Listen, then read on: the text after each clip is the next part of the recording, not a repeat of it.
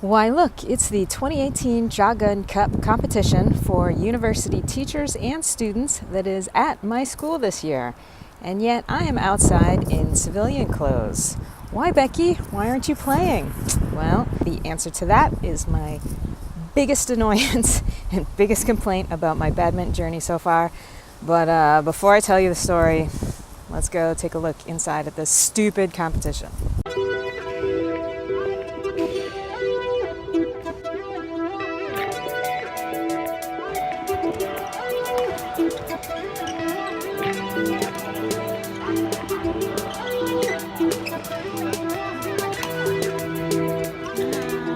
This is a university competition. There's several universities in Xiamen, so this competition has all the universities together, and each university will have two teams, one team for teachers and one team for students. Today, this is the teacher competition, and my school actually has two schools. I work for both universities, so I can actually play for both teams, so two teams don't want me. It's really great.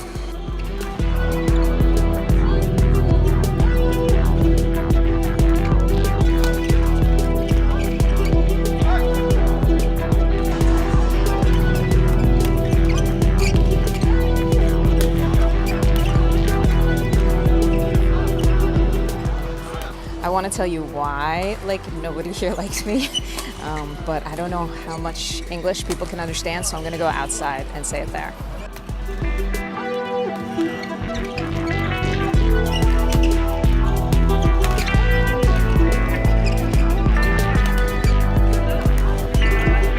So where does all this begin? It begins back in the beginning.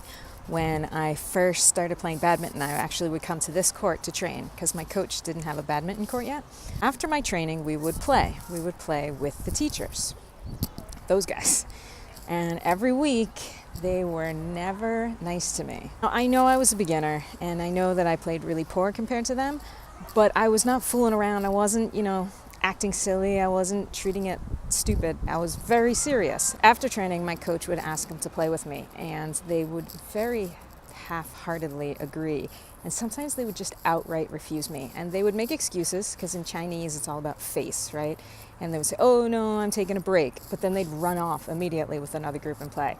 Or they'd say, oh, I'm going home. But then they'd just sit there and continue to watch people play. And one night, it was the most discouraging night that I ever had in badminton, and it was the closest I've ever come to saying, forget it, it's not worth it. I was playing here, and after training, my coach asked somebody he had to ask 3 women to play a game of singles with me before he found one that could. But as soon as we finished, she just walked away. And in China, you usually do a little high five, good game kind of thing. And she didn't do it. She just walked away. And she found my coach. She said, okay, now I can play with you. And he said, oh, well, we need to find a partner for Xiaobing. And they both went around to all the teachers, hey, anyone want to play with her? And everybody refused me. And finally, one guy said he would. And we played one game. And after that one game, he said, okay, you want to take a break now, right? And I was like, what? No, I don't want. Okay, I'll take a break. Because he didn't want to play with me anymore. They just were not at all encouraging. And I think to not encourage a beginner, a serious beginner, is really rude, and it's really discouraging when you are that beginner and everybody's just down on you. And at that time, I didn't know any other badminton people. I didn't have my club, I didn't have my courts. So they were the only people that I knew, and I thought they were all experts. I realize now they're not. But at the time, I thought they were all experts, and they all hated me, and I thought, this is how terrible badminton's going to be here, that nobody's going to include me and nobody's going to play with me. So I felt really discouraged, and there was just that one night in particular that I was like, why even bother? If this is how everybody's going to be, why even bother? And I should make it clear, when I say all the teachers, I don't mean every single teacher. Some are kind of nice to me, some tolerate me. Bai Laoshe, Mrs. Bai, she has always been really nice to me ever since the beginning, and we've been partners in many tournaments for women's double, so she's always been nice to me. But when I say all, I mean most of. The general feeling I get.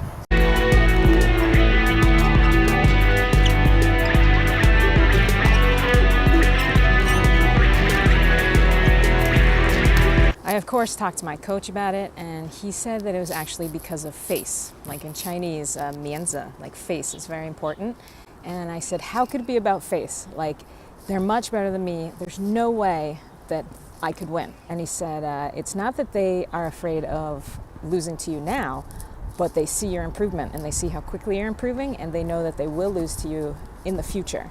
So they don't want to have this like base of them being so much better, and then 1 year later that I would be so much better. That really pissed me off, because it's using like Chinese culture as an excuse to be unsportsmanlike and to like refuse to play with someone just because of that. Then my coach opened up his court and I didn't have to go there anymore, and I didn't have to think about him too much.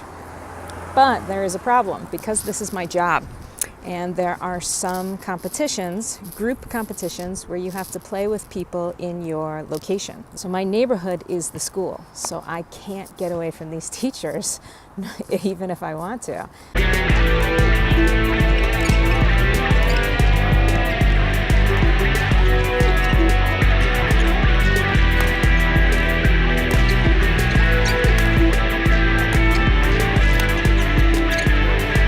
I am very competitive, so thinking about beating somebody is a very motivating factor for me. So they were, in the beginning, they were a big motivating factor for me.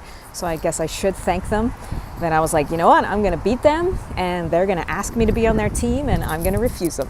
But if you've ever watched any 80s movies, you know that the way to fit in with the cool kids is not to try to be like them. And so even though I improved, and even though I beat them regularly, they just never included me. And my dreams of them being like, oh, Xiaobing, will you be on our team?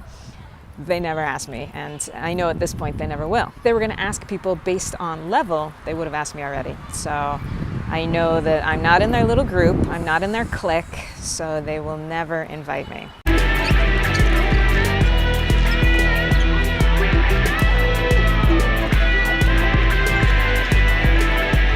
Badminton's a really big thing here, and there's a lot of cliques and there's a lot of groups, and there's a whole nother layer I didn't even tell you about warring badminton courts, my coach's court and another court. There's a little rivalry there that adds another layer to this onion of anger and resentment. Oh well, you can't win them all, and I've always told myself I don't play badminton to make friends. I play badminton to improve and be the best. So if it means being left out and not being included and feeling sad sometimes, so be it.